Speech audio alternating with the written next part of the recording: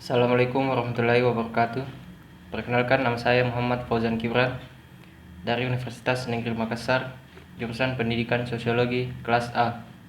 Di sini saya akan membahas sebuah teori tentang struktural fungsionalisme yang dikemukakan oleh salah satu ahli yang bernama Emil Durkheim.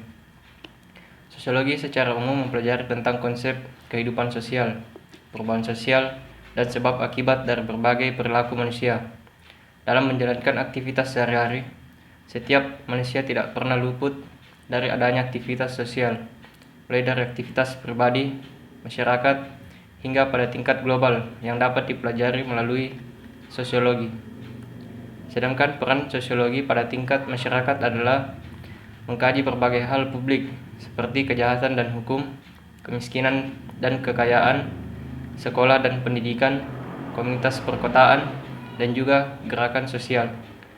Namun pada kesempatan kali ini, saya hanya akan membahas sebuah teori yang dikemukakan oleh salah satu ahli sosiologi tersebut yang bernama Emil Durkheim.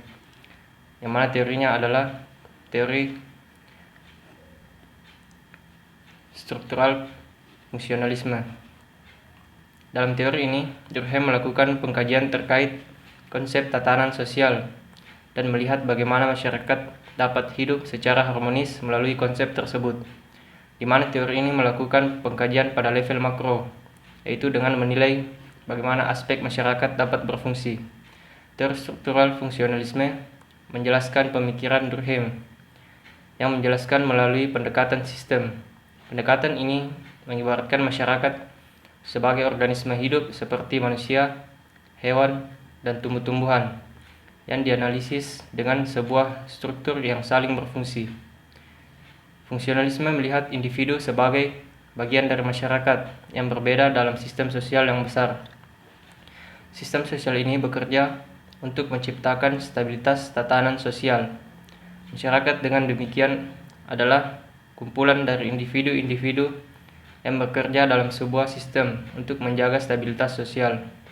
Durkheim sendiri melihat masyarakat sebagaimana organisme. Organisme tersusun atas beberapa komponen yang memainkan perannya masing-masing. Apabila masing-masing komponen bergerak sendiri, organisme akan mengalami disfungsi atau gagal berfungsi. Teori struktural fungsional melihat intuisi atau lembaga sosial sebagai komponen dari sistem sosial. Masing-masing lembaga didesain untuk menjalankan fungsinya. Dalam teori ini, dijelaskan organisme hidup menyatu dalam suatu tatanan sistem yang masing-masing organ memiliki fungsi sendiri dan tidak dapat dipisahkan satu sama lain. Sehingga konsep ini secara umum menyajikan tentang konsep kerjasama dari masing-masing struktur untuk dapat berintegrasi secara harmonis, sehingga dapat menciptakan satu tatanan sosial yang melibatkan berbagai elemen. Jika berbicara tentang struktur sosial, maka pikiran kita akan tertuju kepada berbagai macam komponen seperti musik, kendaraan, atau tubuh manusia yang sedemikian kompleksnya karena tersusun berbagai macam komponen atau organ yang saling berhubungan. Jadi mereka memiliki struktur. Masyarakat juga demikian, yang terdiri dari sebuah struktur sosial yang disusun atas jaringan hubungan sosial yang kompleks berikut antara anggota-anggotanya. Satu hubungan sosial dengan dua orang anggota tertentu pada waktu tertentu di tempat tertentu tidak dilihat sebagai satu hubungan yang berdiri sendiri, melainkan merupakan bagian dari satu jaringan hubungan sosial yang lebih luas yang melibatkan keseluruhan anggota masyarakat. Individu yang menjadi bagian dari sebuah struktur sosial bukanlah dipandang dari sudut biologis, yaitu terdiri dari sel dan cairan, tetapi sebagai individu yang memiliki posisi atau status sosial tertentu dalam struktur sosial. Dalam menjalin hubungan dengan orang lain, dilihat dari kapasitasnya sebagai sebuah status sosial, contohnya sebagai ayah, ibu, buruh, majikan, pembeli, penjual, dan seterusnya. Gagasan Durkheim mengenai kehidupan bermasyarakat ternyata juga mempunyai permasalahan transisi kehidupan dari pedesaan ke perkotaan tidak selalu menghasilkan sebuah integrasi sosial yang diharapkan. Bisa jadi perubahan yang dihasilkan membuat individu saling bergantung satu sama lain di tengah beragamnya kehidupan. Tetapi ketergantungan tersebut sepertinya menghasilkan kondisi keterpaksaan sosial dan bukan murni sebuah keinginan untuk bersosialisasi. Dalam kehidupan sehari-hari, kita bisa melihat bagaimana teori struktural fungsional bekerja dalam sebuah sistem. Sebagai contoh, pemerintah yang mendirikan sekolah dalam rangka menyelenggarakan pendidikan untuk warganya.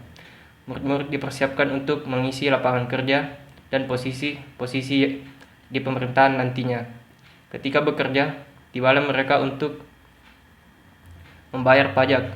Uang pajak tersebut digunakan untuk membiayai pendidikan dan lainnya. Pekerja juga menyuplai biaya hidup keluarganya agar tetap eksis. Pada akhirnya, murid-murid yang semula dibiayai dan dididik oleh negara akan membiayai negara agar tetap eksis. Dari sudut pandang teori struktural fungsional, jika sistem tersebut berjalan sebagaimana mestinya, yakni pemerintah membiayai pendidikan murid belajar kemudian bekerja, sistem sosial akan berada pada kondisi yang stabil.